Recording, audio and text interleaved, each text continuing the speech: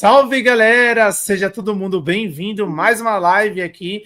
Hoje nós estamos aqui para falar um pouco sobre dinossauros, paleontologia, e nós temos a presença do Michael e do Henrique. Daqui a pouco mais um nosso amigo vai entrar também por aí. E quem estiver chegando, marreta o like, se inscreve no canal, que hoje o papo vai ser interessante. Vou passar agora a palavra para o Henrique, para a gente conversar sobre o assunto. Henrique, fica à vontade aí, manda bala. Olá, pessoal. Agradeço muito, Shaolin, pelo convite de estar aqui de volta para a gente falar um pouquinho com Michael Benton. Mike, we thank you very much for you to being here, all right? Can you introduce yourself for us? Yeah. I am professor of paleontology at the University of Bristol in England. I study dinosaurs and mass extinctions. And I have written various textbooks, including this is the new edition 2025 of my vertebrate paleontology. I have loved my visits to Brazil and have had former students, Max Langer and others who we keep in touch. Olá, eu sou paleontólogo e para mim é um privilégio estar aqui conversando com alguém que contribui há tanto tempo para a nossa ciência, não apenas com pesquisa, que é a contribuição mais comum dos cientistas, mas também com a divulgação, educação e popularização da ciência por meio de livros e programas de TV. Vou mencionar também o programa da Discovery Paleomundo, que teve sua participação na produção. Foi uma gigantesca influência para mim, em vários sentidos, não apenas me educando em paleontologia, mas mantendo meu interesse na área por tempo suficiente até que eu entrasse na universidade para começar meus próprios estudos, mas também me direcionando para o amor pela escavação, né, e pela coleta de fósseis, que é a minha atividade há muitos anos. Eu agradeço aqui pela sua presença. O senhor tem publicações de livros a partir da década de 80, tem acompanhado as mudanças de perspectiva que a paleontologia passou pelas últimas décadas, na maneira como vemos o passado, além de conhecer as perspectivas de décadas anteriores. Quais são as principais diferenças que apontaria entre a rotina de trabalho de um paleontólogo da década de 70 ou 80 em comparação com a rotina de um paleontólogo de 2025? O que mudou? O que está melhor e o que está pior? That's a great question. I think that much of what we do is the same. We love to collect fossils. We are excited to discover new localities and new fossils. And every year, for example, there is maybe one new dinosaur named every 2 weeks. So this is a very active endeavor around the world, particularly in new lands like in South America and in China and Africa, which have not been so completely explored. What has changed, I think, is that we have many better techniques to study the fossils. We have better technologies. The most obvious is CT scanning. We can take a fossil in the rock, we can X-ray the fossil and make a 3D model, which opens a whole world of new information that we could not necessarily see. And in addition, there are many computational methods for drawing evolutionary trees, for calculating rates of evolution, for looking at geographic histories of different groups through time as they travel around the world and as the world is changing position of continents and so on.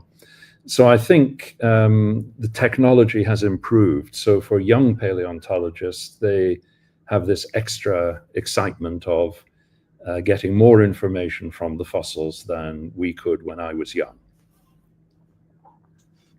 And I think it's also interesting because you can go back to fossils already described and see new things with this new technology. That's a really important point because we rely on excellent museums in every major city, every major country. And you're right that when paleontologists have studied a fossil 100 years ago, they may miss certain information. New fossil discoveries ask us to look for new evidence and the new technologies. So, for example, we can now study fossil feathers and fossil soft tissues in certain cases, which maybe would have been very difficult to study last century, for example. Yes, one thing I learned also in paleontology is that 100 years ago, they think that only bones could survive in the rocks. So they go straight to the bone, and usually they destroy any feather impressions or scale impressions. And today we must be very careful when the fossil is being prepared. That's absolutely right. And I think many of the big dinosaur specimens in North America were prepared that way. I think we're now familiar with some of the sites with fossil eggs. Fantastic site in Brazil, where in former generations you could not scan the specimens. They're often quite small and delicate, and some of these dinosaur eggs contain skeletons of the embryo inside, and they even have the skin and some of the soft tissues. So now that makes the information 10 times more valuable because you can get all this extra information. Debate que volta e meia retorna aos ciclos de conversa é sobre a prática de comércio de fósseis e outro tópico paralelo, que é a existência de coleções particulares de fósseis. Não estamos aqui para julgar a opinião alheia e nós não vamos fazer isso. O que eu gostaria era de ouvir a opinião sincera de um pesquisador com larga experiência em um país em que coleções particulares e comércio sempre existiram. Isso atrapalha a ciência, ajuda a níveis interessantes para que o comércio aconteça, porque ele ajuda a descobrir novos espécimes, ou deve ser tudo proibido e os fósseis deveriam apenas ser escavados por pesquisadores e permanecer em coleções públicas? This is a great question, and it's a serious issue to be considered in every country, of course. I think that the key point is that for scientific research, the specimens must be in public locations like museums, because a key part of science is that it should be repeatable, and so that some other person can examine the specimens that you have examined. They may disagree with what you said, and yet that is an important part of how science works. However, in practical terms, there are many amateur collectors who are very skillful at finding fossils.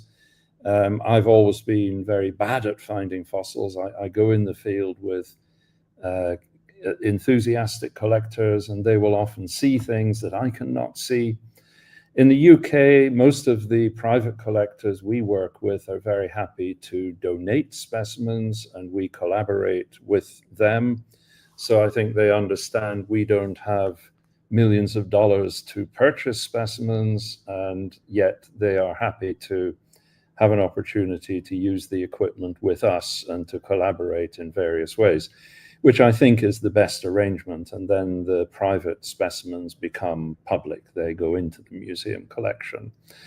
In the end, of course, it's not always like that. I realize that specimens are collected and it is costly, and the person may have spent time acquiring material, preparing it. So in some countries, it is legal to sell fossils. Some countries even have enough money that the museums can buy the fossils at commercial prices, but that's quite difficult in the end. But I think this is a solution that each country has to find its best, the best answer to. All right, thank you. Outro tópico mais recente é sobre imposições que foram propostas para que estudos de fósseis de um determinado país somente podem ser conduzidos e publicados caso na equipe de estudo haja no mínimo um pesquisador do país de origem dos fósseis estudados. Como o senhor vê essa ideia de transportar para os fósseis as fronteiras nacionais, ditando quem deve estudar um fóssil? I think in a normal collaboration between researchers from different countries, it would be perfectly natural and correct that there would be one or more named authors of any publication from the home country, the country where the fossils come from. When we have worked with colleagues in China, in Morocco, in Romania, in Russia, we have always made sure that the researchers, including students from those countries, are a key part of the project. So I think it's a correct behavior, and I think it's important that people promote this idea and remind others that the old days of what sometimes is called parachute paleontology, where the researcher comes from a foreign country, parachutes into the country, throwing around money and then leaves, is not appropriate. O início da ciência da paleontologia deu-se nos séculos 18 e 19. Estudando a história da nossa ciência, vemos que em todas as épocas os pesquisadores tinham certezas, ou ao menos uma certa segurança de várias interpretações que posteriormente se mostraram equivocadas. Isso é normal, faz parte do avanço do conhecimento científico. Mas uma coisa que me intriga e me preocupa como cientista é que hoje certamente nós temos nossas certezas ou certa segurança de coisas que no futuro a paleontologia nos mostrará que são equívocos. Diante da sua experiência, o senhor tem algum palpite sobre quais áreas, tópicos ou interpretações atuais devem passar por revisão e mudar mais radicalmente? Sei que não há como prever o futuro, nem prever quais dados novos irão mudar nossas interpretações a respeito dos fósseis. Mas já existe algum tópico que tem mostrado fragilidade, ou alguns tópicos que têm mostrado fragilidade, e, na sua opinião, devem mudar no imaginário dos paleontólogos?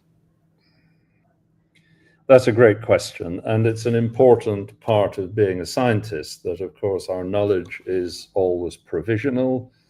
It is the best hypothesis, or we hope it is the best hypothesis based on current evidence. And within my lifetime, of course, we have seen very big changes in the understanding of the origin of dinosaurs, the extinction of dinosaurs, and the function. So up to a particular point, of course, people reconstructed all the dinosaurs walking somehow like a standing kangaroo. And they were somehow more vertical than horizontal. And there has been a very big switch in the position of the backbone. And the way we reconstruct now seems to be more natural and agrees with the laws of physics. But of course, in all of those fields, we've seen a lot of change in the last 20 or 30 years. So you're quite right. Maybe things will change more in the future. I'll make one small caveat or statement, which is that when I started, most of the comments or theories that people had about the biology of dinosaurs, about the origin and the extinction of dinosaurs and other groups, were based on the authority or opinion of a noted professor. Whereas now I think we work much more with the norms of regular science, which means it doesn't matter whether you are young or old or experienced or not, your hypothesis must depend upon evidence and testing. So we have quantitative computational methods of testing aspects of the evolutionary tree, the relationships of the different groups. We have much better knowledge of the dating and the geochemistry and other aspects of extinction events, so we can look at the end Cretaceous extinction event in ways that we could not do before. And we're lucky that there are lots of non-paleontologists who are really interested in all of this, and they are getting involved. And so when the first proposal came in 1980 that the Earth had been hit by a huge meteorite and that this killed the dinosaurs, most paleontologists, including me, thought this is crazy, this is shocking, this is nonsense. But based on the evidence and further study and the involvement of geochemists and planetary geologists and lots of other people, this now becomes a very well-supported hypothesis. What we could reject in the future, I just don't know. I guess some of the work on feeding and locomotion, we do our best, but we don't have total ways of testing exactly how different dinosaurs or other animals are feeding, what they are eating, and some estimates of the degree of warm-bloodedness. You know, were the dinosaurs, were the marine reptiles warm-blooded, cold-blooded, something between? These are quite hard to estimate right now, and I guess in the next 10 years we may get some better methods which will change ideas quite a bit. And then we're lucky that there are plenty of people reading and making sure they keep the various books and other sources up to date. Yeah, you gave me a lot of ideas now. Thank you very much, Mike. Giovanni, é contigo. So my name is Giovanni. I'm a biologist, and I'm not exactly a paleontologist. I'm a zoologist. I have been working with primates mainly, and in my master's now I'm working with field conservation. And I'm developing a project of education about the evolution of skulls and birds and dinosaurs. I've made some 3D models by hand, and I'm teaching about feeding mechanics, about the senses, the different areas of the brain, the different areas of the skull, the patterns of evolutionary trends, and mainly in Silurosaurs in general. I've done like 5-3D skulls being the T-Rex, a Velociraptor, Archaeopteryx, and Confuciusornis, and a hummingbird. And I presented to my students some of your works, mainly about dinosaur feeding ecology. I've talked to them that I'll be here interviewing you, and so it's a great honor. I believe that basically anyone who's willing to work with vertebrate paleontology has come to your works. I kind of impressed now. I got a book. My friend brought it back from Manchester. I don't have it right here because I'm on the countryside. I live in the capital of my state, and I left the book there. But it's one of the most recent ones about dinosaurs. They got a Tupandactylus illustration on the cover. Yes. Great. Amazing. It's beautiful.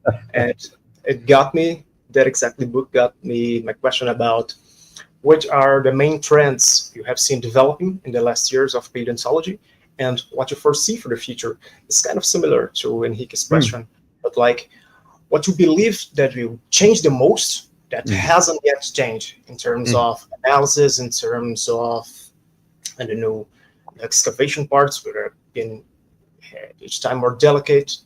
I have worked with some fossil fishes and has been extremely time consuming because as I'm from Ceará, and Ceará has some of the best formations in terms of preservation. Yeah. They're exquisite, but very hard to work because they have so much preserved material, so much evidences. It's such a great state that it's hard to work with. Of course.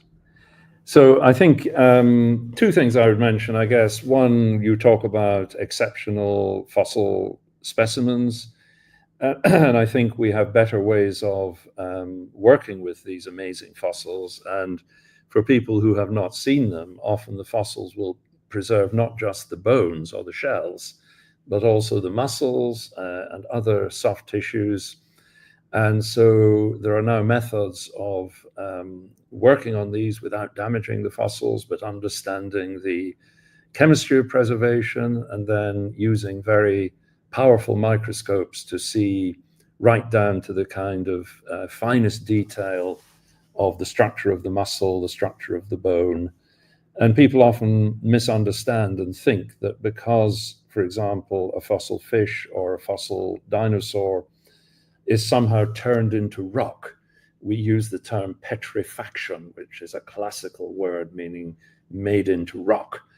Yes, but actually when you cut some of these specimens to make a thin section or look at them under the microscope, they often show as much detail as tissue from a living, a modern animal, right down to the cells, the finest cells.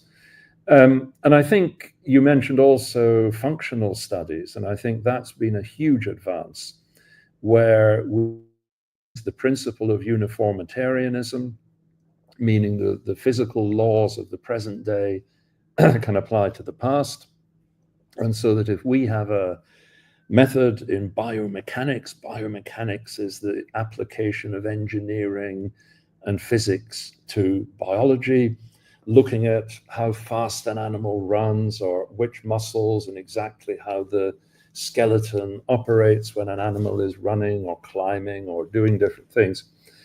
And we can apply exactly these methods to fossil organisms and using the same ways of calculation. And so when you're looking at the speed of movement or the strength of the bone, you know, two questions about T-Rex. Could T-Rex bite a car in half? Yes, of course, because its bite force can be calculated, and it's something like 4 or 5 tons of force. How fast would it run? Not very fast, maybe 20 kilometers per hour or less, which sounds fast, but when you're a big animal with big stride length, that's not very fast at all. And so that can be calculated from fossil trackways and from looking at the nature of the limb bone. So I think all of those are new ways of looking at things where we can get more information in a more reliable kind of way. And the great thing about all of that is if somebody doesn't like what you have done, if they say this is nonsense, you can say, maybe, but you can't just say that. You have to go and test, and you have to show where we made a mistake in our calculation. It's not just the opinion like it used to be. You know, Professor X says this, Professor Y hates Professor X, and then they argue. But they're not talking in scientific terms, and I think this is a big advantage now. That if you do good science and careful science, people will appreciate that. Excellent.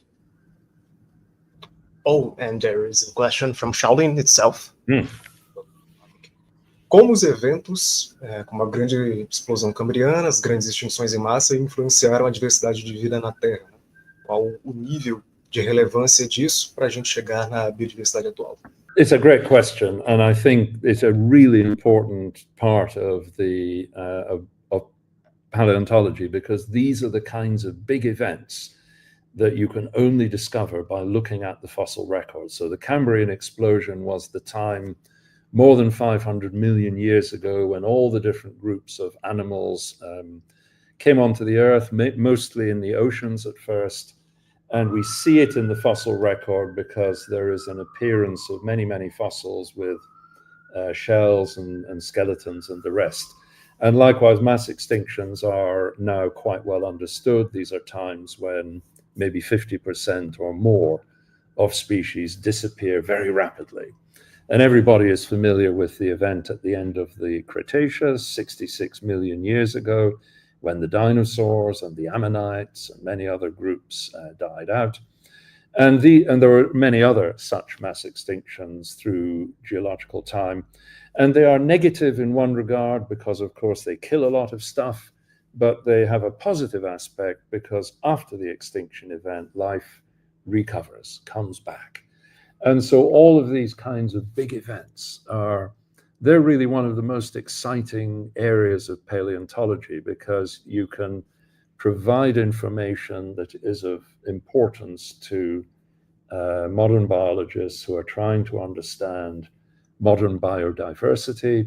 And we can say truthfully then a lot of modern biodiversity was shaped by these big events in the past. You can actually track back to certain points. So for example, after the end Cretaceous mass extinction on land, the dinosaurs had gone, and very soon after that you get the very first tropical rainforests, like in Brazil, with the enormous diversity of life.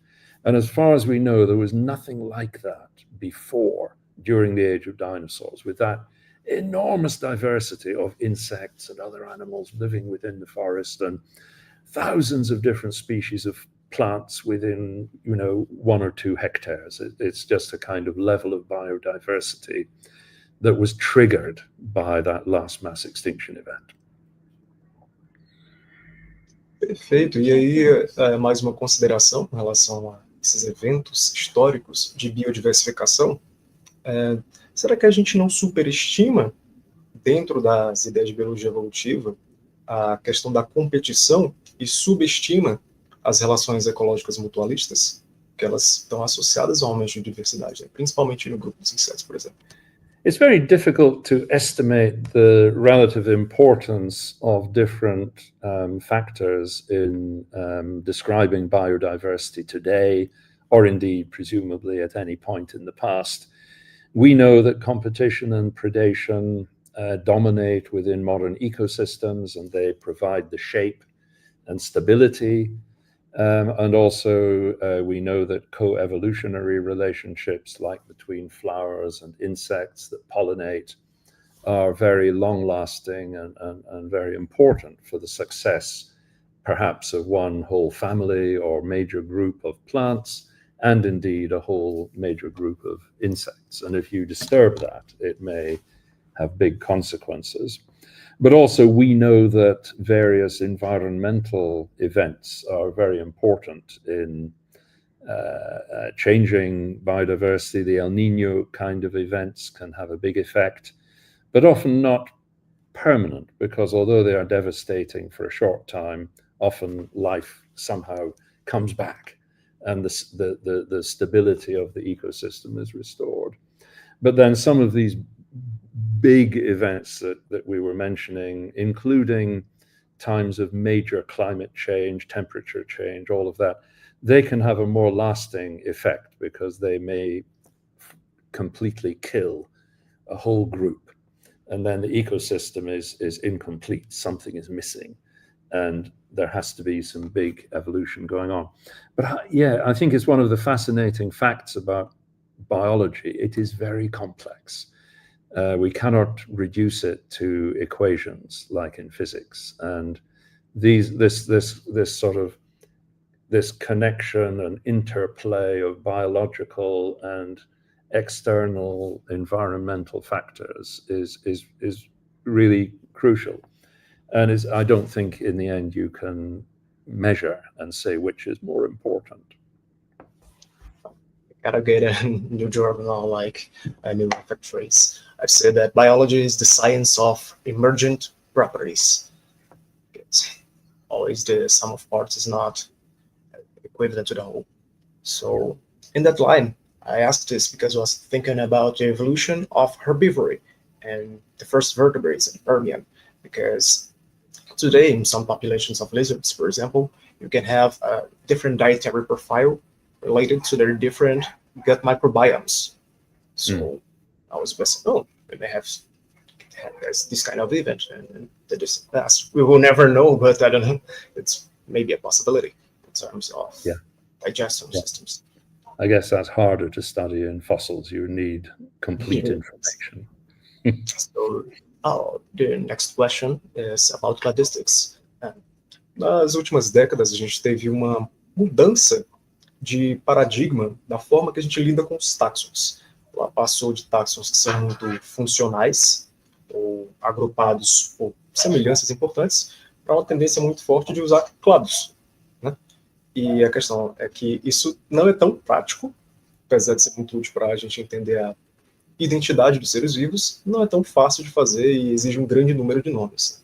Será que a cladística vai entrar em declínio de alguma forma na paleontologia? Yeah, I think it's all we have got. Maybe something better will be found, but for studies that are only including fossils, it seems to be the best approach. There are other methods, of course, within the field of Bayesian statistics. They often give the same results, so they operate differently, but can confirm. I think a very important advance in recent years has been, if you are working on fossil groups where there are some living examples, we now accept that you would use the phylogenomic tree as a basis, so that we look to modern biology for genomic information on evolution, because it works. And the best example is from mammals, where hundreds of paleontologists had tried to resolve an evolutionary tree of mammals. They've done the same for birds. It more or less failed until genomic data, DNA data, was used. And then in both cases, particularly for mammals, the greatest illustration, of course, was the discovery of Afrotheria, which nobody had predicted from anatomy or behavior or fossils or anything. And so important to understand that there was this early split in mammal evolution, modern mammal evolution, between South America and Africa, and that this was kind of fundamental. And so I think most paleontologists say, we accept Afrotheria, we have to. And then you have what we call a framework or a scaffold, and then you can insert the fossils using cladistics. But I think you have to accept the genomic tree. So I think this is the current way. I can see that in the future there may be some evolution of those methods, but it seems to work quite well. It's really useful because sometimes you can extend or diminish the prevalence of ghost lineages in the fossil records. Yeah, it's very important. Well, that's important as well, because I think there were misunderstandings from the molecular side often about how to use fossils in reconstructing a time tree. In other words, an evolutionary tree with a time scale. And initially people would use maybe one fossil, and then you realize that's not good and that you should use many fossils. And it really matters. It turns out to be really, really important that you have to not just use one fossil at the very bottom, but try to find a few that fit in different places. And the more that you can use fitting in the correct positions, the better the quality.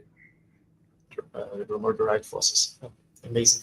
So I have to apologize. I think I have to stop now. So sorry. And but very happy to continue another time. And yeah.